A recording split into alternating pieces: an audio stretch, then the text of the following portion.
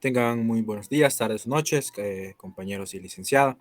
El tema de este podcast es la Guerra de Independencia de Estados Unidos, Tratado de París y Nueva Constitución. Somos el grupo número 5. Me gustaría empezar con los antecedentes. Diego, no sé si podrías ayudarme en ese aspecto. Por supuesto, Humberto. Todo comienza en la Guerra de los Siete Años, ya que a pesar de que Inglaterra fue la ganadora, tenía grandes pérdidas económicas, así que recurrió a la medida más sencilla, comenzar a sobreexplotar las colonias. Esto no le cayó en gracia a los colonos norteamericanos, ya que muchas de estas medidas para recuperar el dinero perdido requerían subir los impuestos y que las colonias generaran todavía más. Esto afectaba mucho a los comerciantes y el costo de vida aumentaba también. Esto, agregado a bastantes tensiones sociales, hizo que los norteamericanos se comenzaran a replantear la idea de seguir bajo el mando del rey Jorge III y del sistema parlamentarista. E incluso algunos como Thomas Paine comenzaron a decir que era mejor una república como forma de gobierno que seguir bajo una monarquía constitucional. Después de ciertas revueltas, acciones militares, etcétera, en 1775 comienza formalmente la Guerra de Independencia contra Reino Unido, la cual finaliza en 1778 con la victoria de Estados Unidos. Perfecto, Diego. Lía, ¿qué nos podrías aportar? Por supuesto, acerca del Tratado de París, las negociaciones habían comenzado en 1782, tras la derrota británica en Yorktown. Con las fuerzas contra la guerra creciendo el poder, el gobierno de Lord North cayó a finales de marzo del mismo año. Al enterarse de que el gobierno de North había caído, Benjamin Franklin, el embajador estadounidense en París, escribió a Rockingham expresando su deseo de comenzar las negociaciones de paz. Una vez resuelto todo el tema de la independencia, se comenzó a trabajar en los detalles que incluían las cuestiones fronterizas y las discusiones sobre las reparaciones de los estragos que había dejado la guerra. Por medio de este tratado, Gran Bretaña reconoció la independencia de sus antiguas colonias y también se fijaron las fronteras del nuevo Estado. También se acordaron puntos claves para el cese de las hostilidades y Gran Bretaña se vio obligada a forzar paces por separado con Francia, España y las Provincias Unidas de los Países Bajos, que habían apoyado la causa de las colonias. Excelente aporte, Lía. Pero pasemos a las causas. Diego Ernesto, me gustaría que nos ayudaras. Sí, por supuesto, Humberto. Bueno, ya sabemos que la principal causa, claramente, fue que los colonos americanos consideraron altamente abusivas las políticas fiscales y económicas de Inglaterra.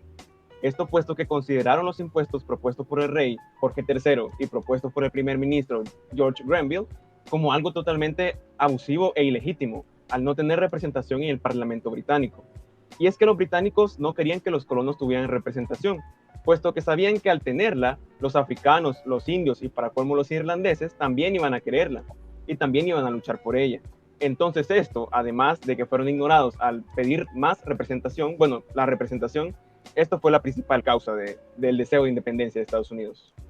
Excelente. También me gustaría dar un pequeño aporte sobre las causas. Recordemos que había un control británico, era mayoritario, ya que, por ejemplo, Gran Bretaña había anulado las leyes promulgadas por las colonias de Carolina del Sur y Virginia. Esta había establecido mayor control sobre las cortes de justicia y había ordenado que incluso las autoridades aduaneras entraran sin permiso a viviendas y, por supuesto, almacenes donde se sospechara que podrían haber bienes de contrabando. También tenemos la ley de azúcar, la masacre de Boston, que es una causa muy recordada, y el motín del té. Pero bien, David, ¿crees que nos podrías ampliar un poco más sobre la nueva constitución? Bueno, sí, Humberto, con referente a la Constitución de 1787, una vez conquistada la independencia, resultó muy complicado poner de acuerdo a todas las antiguas colonias. En el año de 1787, 55 representantes de las antiguas colonias británicas se reunieron en Filadelfia con el fin de redactar una constitución. Se creaba así un único gobierno federal con un presidente de la República y dos cámaras legislativas, el Congreso y el Senado.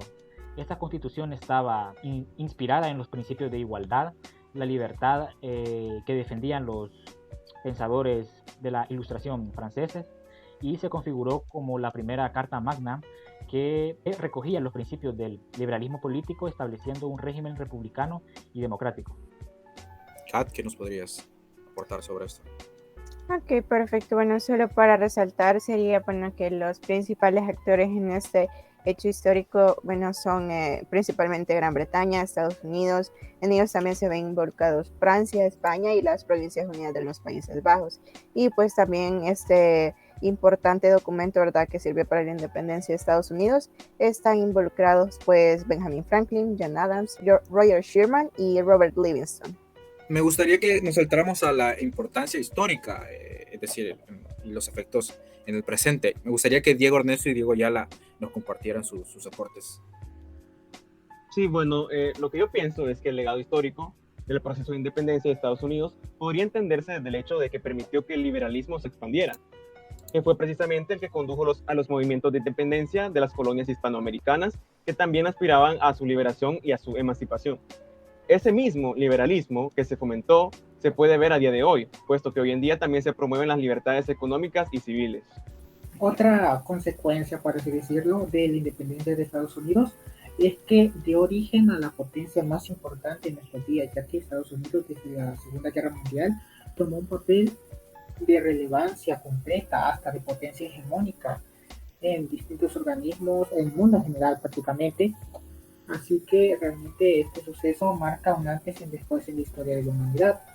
Me han parecido aportes bastante al punto, gracias a mis compañeros y gracias a los espectadores que probablemente estarán viendo este podcast. Sin más, cerramos aquí. Muchas gracias.